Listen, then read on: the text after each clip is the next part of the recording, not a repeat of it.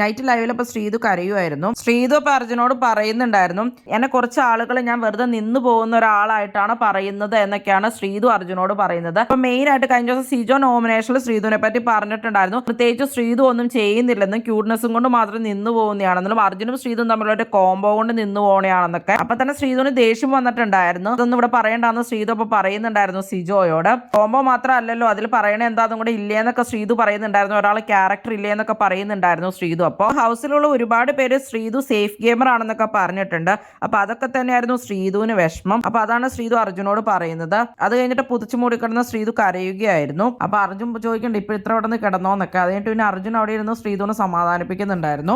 അങ്ങനെ എല്ലാവരും അങ്ങനെയൊക്കെ തന്നെ ആയിരിക്കും കാണുന്നത്. എന്നെ ആയാലും നിന്നെ ആയാലും ഓരോരുത്തർക്കും ഓരോ ഒപ്പീനിയൻസ് ആയിരിക്കും. ഇവിടെയുള്ളവർക്ക് ഡിഫറെന്റ് ഒപ്പീനിയൻ ആയിരിക്കും, ഓഡിയൻസിന് വേറൊരു ഒപ്പീനിയൻ ആയിരിക്കും. അത് നീ ഓർത്ത് വിഷമിക്കേണ്ട കാര്യമൊന്നുമില്ല. ഒന്നെങ്കിൽ അത് അക്സെപ്റ്റ് ചെയ്യുക, അല്ലെങ്കിൽ നിനക്ക് ഇഷ്ടമുള്ളത് നീ അക്സെപ്റ്റ് ചെയ്യുക. പിന്നെ നീ ചെയ്തു വെച്ചേക്കണത് എന്താണെന്നുള്ളത് നിനക്കറിയാലോ, പിന്നെ നീ എന്തിനാണ് ഇതൊക്കെ ഓർക്കണേന്നൊക്കെ ചോദിക്കുന്നുണ്ട് അർജുൻ. പിന്നെ മിക്കവരും തന്നെ പ്രീ പ്ലാൻ ചെയ്ത് വന്നിരിക്കുന്നവരൊക്കെയാണ്. അപ്പൊ നീയായിട്ട് തന്നെ ജെനുവിൻ ആയിട്ട് നിൽക്കുന്നുണ്ടല്ലോ, അത് തന്നെയാണ് വലിയൊരു കാര്യം. നീ നല്ല ക്യാരക്ടറുള്ള ഒരു വ്യക്തിയാണ്, പിന്നെ ഭയങ്കര ജെനുവിൻ ആണ്, നീ അങ്ങനെ തന്നെ നിൽക്കുന്നു, അത് ഇഷ്ടപ്പെടുന്ന എത്രയോ ആളുകൾ കാണും. പിന്നെ ഇവിടെ അങ്ങനെ ചുമ്മാ നിന്ന് പോകാൻ പറ്റില്ലല്ലോ, നോമിനേഷനിൽ വന്ന് വോട്ട് കിട്ടിയിട്ട് തന്നെയല്ലേ ഇവിടെ നിൽക്കുന്നത്, അല്ലാണ്ട് ഇവിടെ ചുമ്മാ നിന്ന് പോകാൻ ലക്കും കൊണ്ടൊന്നും നിന്ന് പോകാൻ പറ്റില്ലല്ലോ എന്നൊക്കെ അർജുൻ പറയുന്നുണ്ടായിരുന്നു.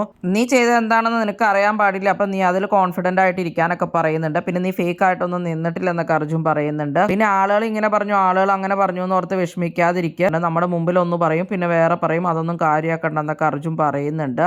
പിന്നെ 25 വയസ്സല്ലേ ആയിട്ടുള്ളൂ, ഇനി എന്തോ ഒരു ലൈഫ് കിടക്കുന്നു എന്നൊക്കെ അർജുൻ പറയുന്നുണ്ടായിരുന്നു ശ്രീതുവിനോട്. ശ്രീതുവായിട്ട് കുറെ നേരം കിടന്ന് കരഞ്ഞു. അതായിട്ട് പിന്നെ റസ്മിൻ വന്നിട്ടൊക്കെ ചോദിക്കുന്നുണ്ടായിരുന്നു. പിന്നെ ശ്രീതു അങ്ങനെ പറയുന്നുണ്ടായിരുന്നില്ല. പിന്നെ കുറച്ചേരം കഴിഞ്ഞപ്പോഴാണ് ശ്രീതു ഓക്കെ ആയത്.